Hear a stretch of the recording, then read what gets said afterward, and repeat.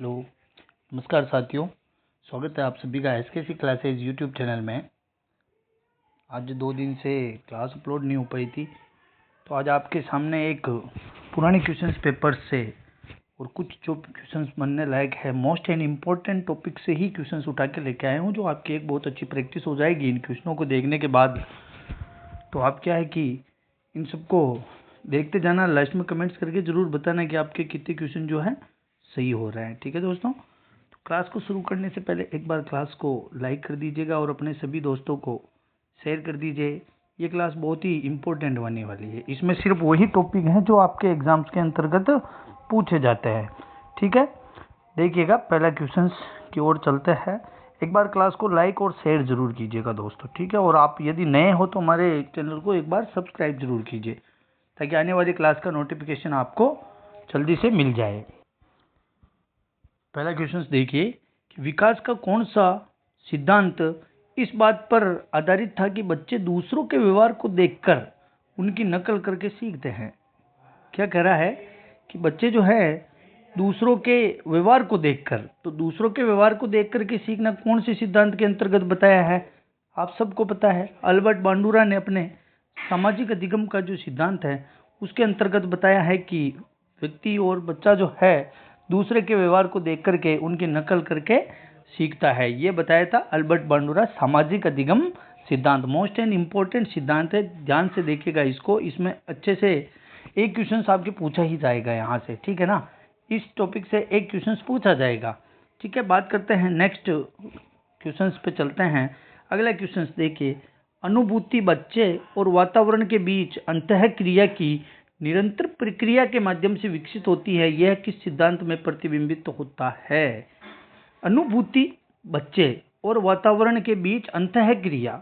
ठीक है, वातावरण और बच्चे के बीच जो अंतः क्रिया होती है उसकी निरंतर की प्रक्रिया के माध्यम से जो सिद्धांत प्रतिबिंबित है, किसने बताया था? देखिएगा, बच्चे और वातावरण के बीच एक अंतः क्रिया अनुभूति से, ठीक है, अनुभूति हो रही है, तो ये पियाजे के संज्ञानात्मक विकास से संबंधित है।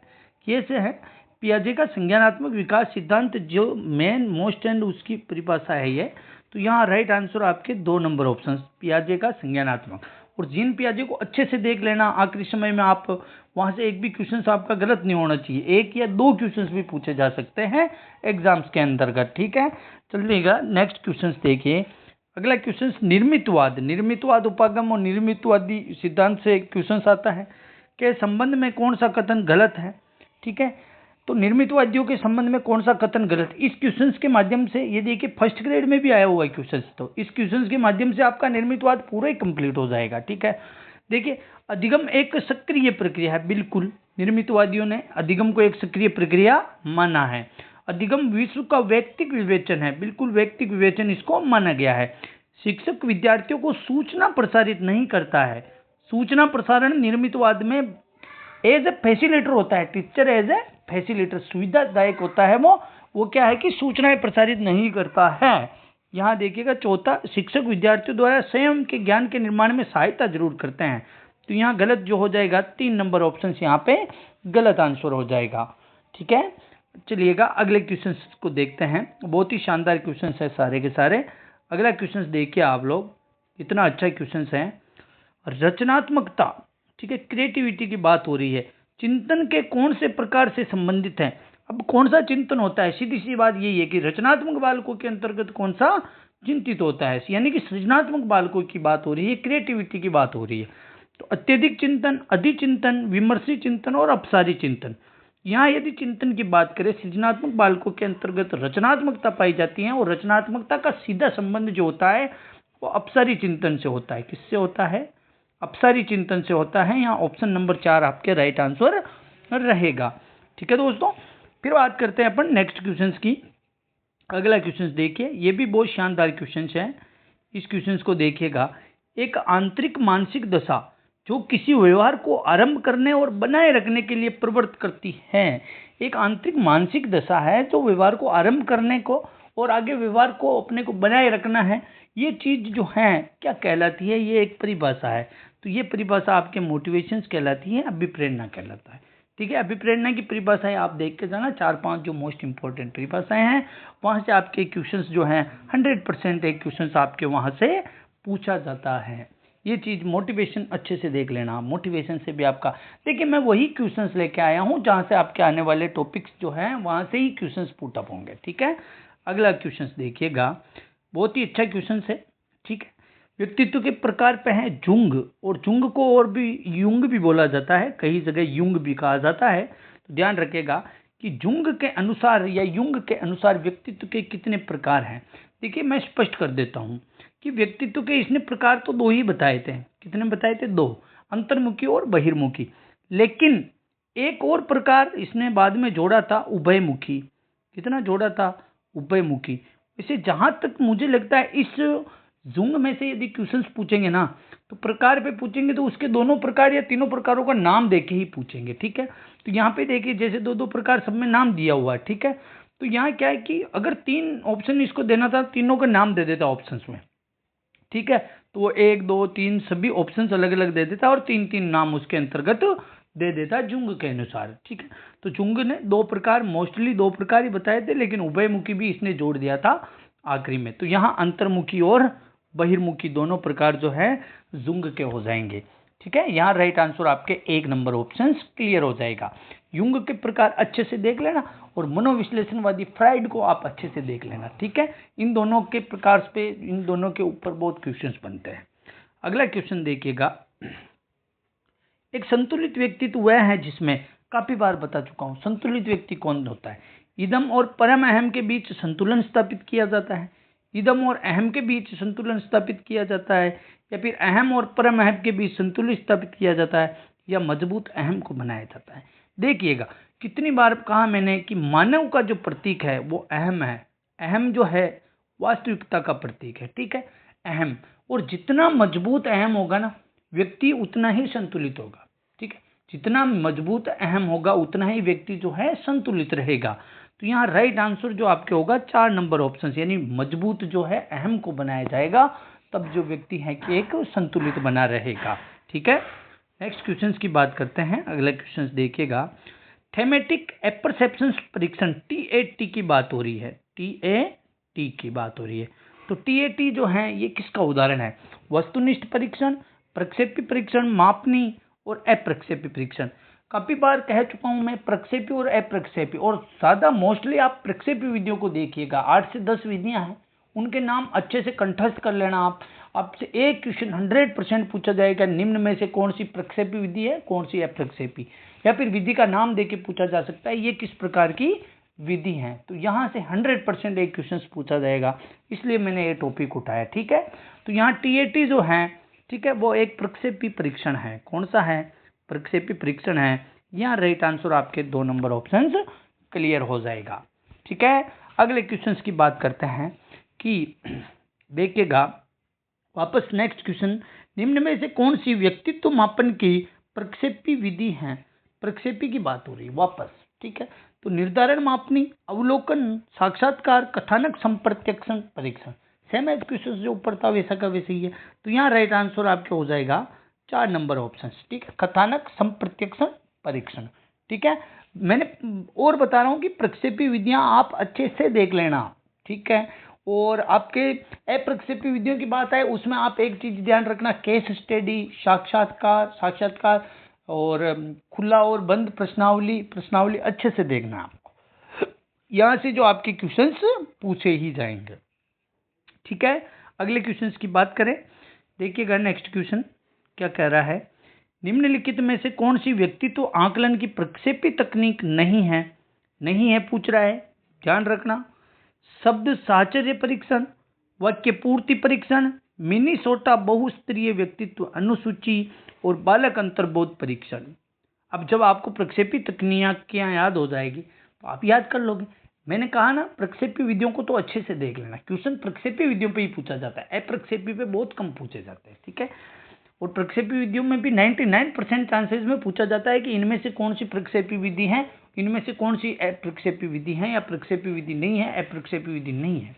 ठीक है, तो यहाँ जो आपके नहीं पूछ रहा है ना, प्रक्षेपी तकनीक नहीं है, तो यहाँ मिनीसोटा बहुस्तरीय व्यक्तित्व अनुसूची, जिसे अपन MMPI बोला जाता है। क्या बोला जाता है? रिट में पिछली बार क्वेश्चन आया था, TAT CAT वो ऑप्शंस में थे, एक MMPI ऑप्शंस में था, और क्वेश्चन पूछा था कि निम्न में से प्रक्षेपी विधियां नहीं है, तो MMPI उसका राइट आंसर हो गया था। ये मिनीसोटा बहुस्तरीय व्यक्तित्व अनुसूची होती है, इसे MMPI बोला जाता है। ठीक है, यहाँ राइट आंसर आपके 3 नंबर ऑप्शन क्लियर हो जाएगा।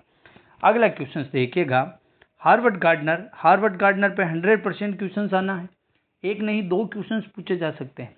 तो गार्डनर ने बुद्धि के कितने प्रकार बताए हैं? कितने प्रकार बताए हैं? देखिए ऑप्शंस के अकॉर्डिंग चलना है। मूलतः 7, वर्तमान में 9, मूलतः 5, मूलतः 9, वर्तमान में 7, या कोई नहीं।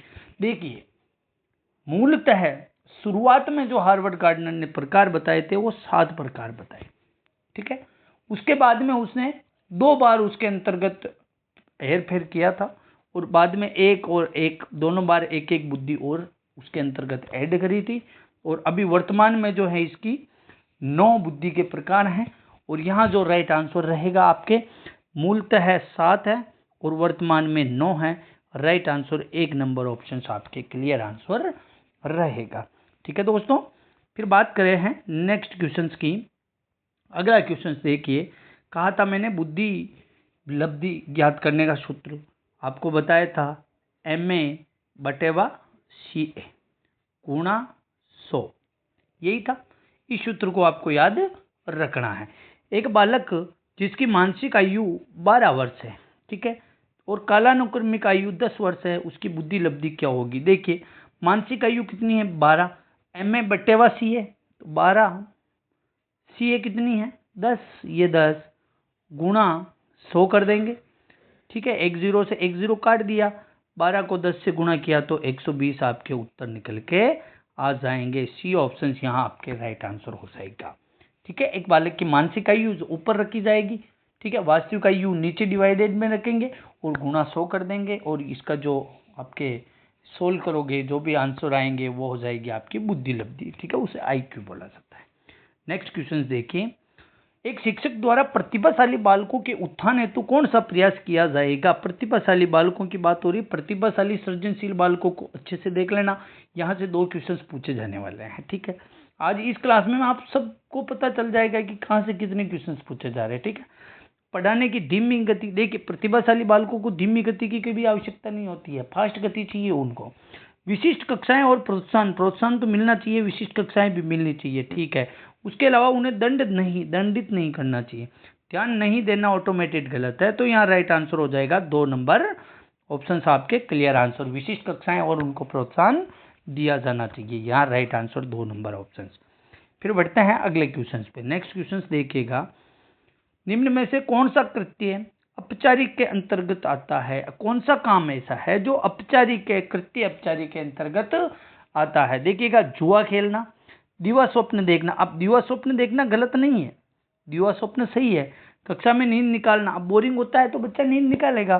ठीक है, गृह कार्य नहीं करना, ये भी मतलब को टाइम नहीं मिला कुछ कारण से, रीजन से, बहाने बना के बच्चे खेल कूद में ध्यान देते तो गृह कार्य नहीं कर पाते, तो ये कृत्य अपचारी नहीं है तीनों ही। ठीक है, यहाँ कृत्य अपचारी जुआ खेलना, ये कृत्य अपचारी है, यानी कि ये ऐसा काम बच्चों को नहीं करना चाहिए। ठीक है, यहाँ राइट आंसर हो जाएगा जुआ खेलना। नेक्स्ट क्वेश्चन है कि एक अध्यापक किसी भी समूह में समुदाय आधारित व्यक्तिगत विभिन्नताओं को समझ सकता है। व्यक्तिगत विभिन्नताओं को जो है एक अध्यापक कैसे समझ सकता है? ठीक है, किस आधार पर व्यक्तिगत विभिन्नताओं को वो समझेगा? देखिएगा, आंखों के संपर्क के आधार पर, केवल आंखों के संपर्क से नहीं देख पाएगा। ठीक है, बुद्धि के आधार पर, तो बुद्धि के आधार पर व्यक्तिगत विभिन्नताएं बुद्धि के आधार पर नहीं देखी जा सकती है, केवल भाषा और अभिव्यक्ति के आधार पर। बिल्कुल सही बात है, भाषा और अभिव्यक्ति, अगले व्यक्ति की जो अभिव्यक्ति और उसकी भाषा से व्यक्ति जो है, अध्यापक जो है, उसके व्यक्तिगत विभिन्नताओं को पहचान सकता है। गृह कार्य के आधार पर नहीं होगा, यहाँ राइट आंसर होगा 3 नंबर ऑप्शंस की, भाषा एवं अभिव्यक्ति के आधार पर। ठीक है, अगले क्वेश्चंस की बात करता हूँ। नेक्स्ट क्वेश्चंस देखिएगा कि अगला क्वेश्चन है वापस क्रिएटिविटी से है। सृजनात्मकता जो है मुख्य रूप से संबंधित होती हैं, किससे संबंधित होती हैं? पहले बता चुका हूं मैं, रचनात्मकता, सृजनात्मकता दोनों ही इंपॉर्टेंट है, और दोनों ही एक ही चीज है और दोनों ही सृजनात्मक बालकों के अंतर्गत पाई जाती है, सृजनशील बालकों के अंतर्गत होती हैं। और इनके अंतर्गत जो है, इनके अंदर जो है सबसे ज्यादा स्ट्रॉन्ग जो होता है अपसारी चिंतन होता है, इसीलिए बालक सृजनशील बालक होते हैं। ठीक है, सृजनात्मकता का जो घनिष्ठ संबंध है अपसारी चिंतन से। ठीक है, राइट आंसर क्या हो जाएगा यहाँ पे? 2 नंबर ऑप्शन। ठीक है, नेक्स्ट क्वेश्चन देखिएगा। एक छात्र जो कक्षा में अपने अध्यापक की डांट सुनकर घर आकर अपने छोटे भाई को डांटता है, यह उदाहरण निम्नलिखित में से किस रक्षा कवच से संबंधित है? एक स्टूडेंट है जिसको विद्यालय के अंतर्गत अध्यापक से डांट मिली, वो डांट मिली, सुन ली उसने, घर जाके जैसे ही छोटा भाई होगा उसको टपाक से उसके लगा दिया, उसको डांट दिया। तो ये जो उसने किया ना, अब वो टीचर्स को तो डांट नहीं सकता, तो उसने क्या किया कि टीचर्स के डांट के जो गुस्सा था वो गुस्सा अपने भाई पे निकाल दिया। ठीक है, तो ये उसने क्या किया, तो उसने क्या किया कि प्रतिस्थापन कर दिया। क्या कर दिया? प्रतिस्थापन कर दिया। ठीक है, इधर की बात उसने उधर स्थापित कर दी। ठीक है, तो यहाँ राइट आंसर 3 नंबर ऑप्शन रहेगा। कितने रहेगा? 3 नंबर ऑप्शन यहाँ राइट आंसर रहेगा। ठीक है दोस्तों, तो ये आज के मोस्ट एंड इम्पोर्टेंट क्वेश्चंस थे। ठीक है, ऐसी बहुत सारी पीडीएफ्स मैं टेलीग्राम पे उपलब्ध करवा रहा हूँ, जहाँ इतनी अच्छे अच्छे क्वेश्चंस जो आपके प्रैक्टिस में काम आएंगे। आप टेलीग्राम के ऑफिशियल चैनल को जाकर के ज्वाइन कीजिएगा। वीडियो के डिस्क्रिप्शन में टेलीग्राम लिंक है और चैनल के डिस्क्रिप्शन में भी हमारे टेलीग्राम का लिंक है, तो वहां जाके आप टेलीग्राम का ऑफिशियल चैनल एसकेसी क्लासेस के नाम से है, ज्वाइन कीजिएगा। वहां पे बहुत सारे क्वेश्चंस है, बहुत सारे परीक्षण, हर चीज आपको देखने को मिल जाएगी। ठीक है दोस्तों, मिलते हैं कल वाली क्लास में। और यदि आप हमारे चैनल पे कुछ नए हो तो चैनल को सब्सक्राइब कीजिएगा, अपने सभी दोस्तों को शेयर कीजिए। फ्री ऑफ कॉस्ट क्लासें आपकी यूट्यूब पे लेता रहूँगा मैं कंटिन्यू। ठीक है, मिलते हैं नेक्स्ट वाली क्लास में, तब तक के लिए आप सभी का बहुत बहुत धन्यवाद।